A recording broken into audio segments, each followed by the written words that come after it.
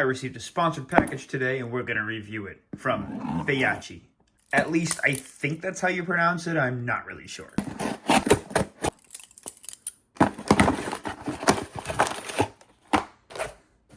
Feyachi is a company that makes iron sights, red dots, scopes, flashlights, and lasers for hunting, airsoft, and paintball. Justin from Feyachi was nice enough to reach out to me and ask me if I wanted to review either their standard iron sights or their 45-degree angled iron sights, and I decided to go with the 45-degree angled iron sights.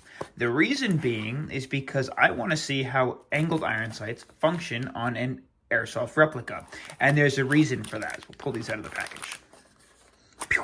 If you don't know already, with an airsoft top, they all work in a TDC fashion, which means it applies pressure to the top of a BB when it enters the chamber.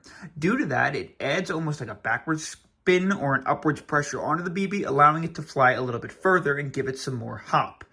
That upwards positioning means that the replica requires itself to be set in an upright position to keep the hop unit working correctly. When you tilt the replica, it can cause deviations in your accuracy. So whereas I'm sure these are great for hunting, I want to see if they work on airsoft. So you have 3 packages. You have the rear, the front, and an Allen key, which is super nice that they send. We'll go ahead and open each one up, and then we'll install it onto our replica.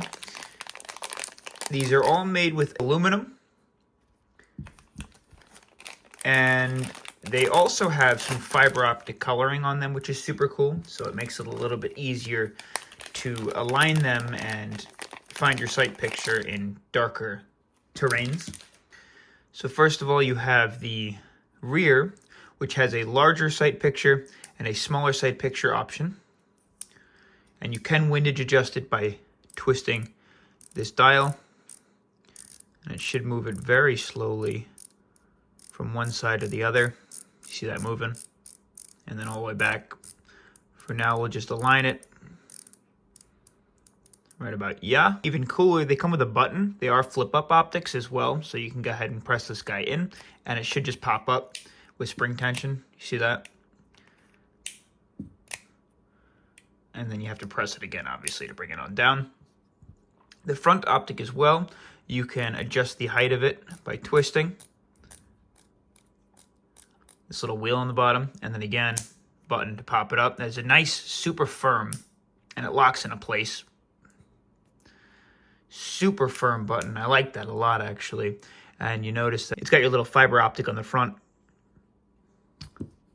And then obviously your fiber optic is on the sides. And they're not just painted on, they're actually these little plastic balls, which is super cool. It's all held into place via the single Allen key. Let's go ahead and install it onto my KWA F90. So I currently run my F90 as a long-range build with a short-range option in case I enter buildings or someone's really close. I run a Noverts LPVO on the top, and then a small red dot that I purchased off Amazon on the top. Just something so that in case I'm in a close quarter combat or close range, I have something to use. However, if we chose to get rid of this guy to make it a little bit lower, you can, hopefully, as long as it stays accurate, use these canted irons. And we're going to throw these guys on the side. So let's do that now. It should just be as simple as unscrewing this piece, and it slowly allows the locking mechanism to pull away so you can get this on the rail. And my recommendation for you is to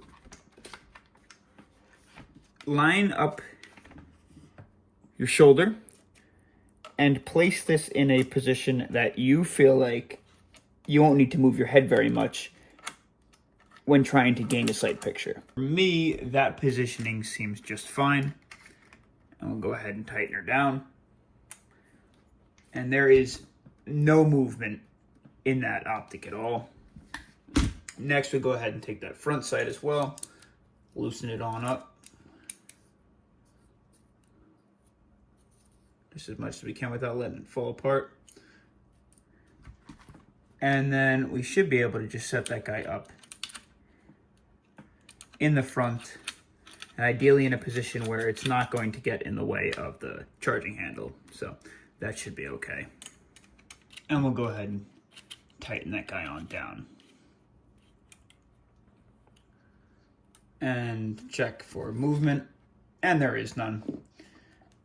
Super cool, super nice, and they fold out of the way, which is really cool too. And let's go ahead and just test the buttons. The one works, the other works, and that allows you to, instead of firing in the upright position, cant to the side. And like I said, also, if you want to switch between sight pictures, you have the ability to super quick with just a flick of this guy. You can also change your windage by twisting here. And then obviously you can change your elevation right on over here with this wheel. Let's get to the field. So we're outside with the sights, which look absolutely awesome, by the way. Absolutely love the look. They stay super sleek and close to the side of the body when you're not using them, and then it's so easy to put them back up again when you need to use them. Now, just to prove a point, I'm going to fire some rounds from the F90 down into that little purple target right there. And I'll show you that my LPVO works just fine as is, and it's all adjusted so that I can hit the most shots possible.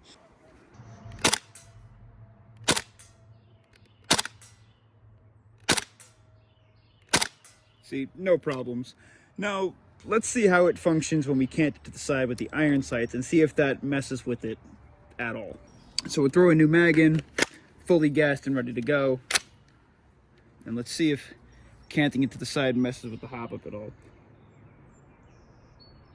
I'm gonna throw it into the larger sight picture. So we're flying a little low. I'm gonna go ahead and bring this guy down. See, that's up. Let's bring it down a little bit. Maybe that should do. It's definitely moving it a tad bit. Maybe we'll bring it back up a little.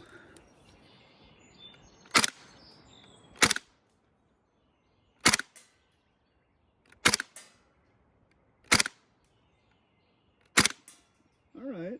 I mean, the BB is definitely flying aggressively left, like right before we get to the body target. So let's move a little bit closer and see if maybe we're in like more of a CQB combat sort of a distance, if it works okay. So we're about, I'd say, 15 feet closer, and the target itself is probably about 25 feet away from us, maybe 30 feet.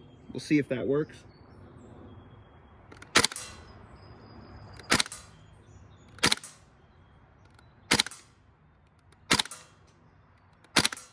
So yeah, in a CQB environment, that works just fine. Now, in real steel, this should have zero problem because the bullet will travel directly through the barrel and move straight almost every single time. With Airsoft, being that we have that hop-up unit pressing down on the BB, it is causing more of an aggressive curve, but as we get a little closer to the target, it doesn't seem to have many problems, so that's refreshing. And then we can switch to the LPVO if we want to go distance, and then we switch to these guys. Yeah, that's super cool. So in a CQB environment, if we're inside a building or maybe even at closer range, someone comes up behind us, no problems there. So the Feyachi iron sights, honestly, super high quality. They're not too expensive. If you go down into the description below, you can click that link, and I even get a little bit of a kickback too, which helps me support this channel and continue doing these kinds of things for you guys.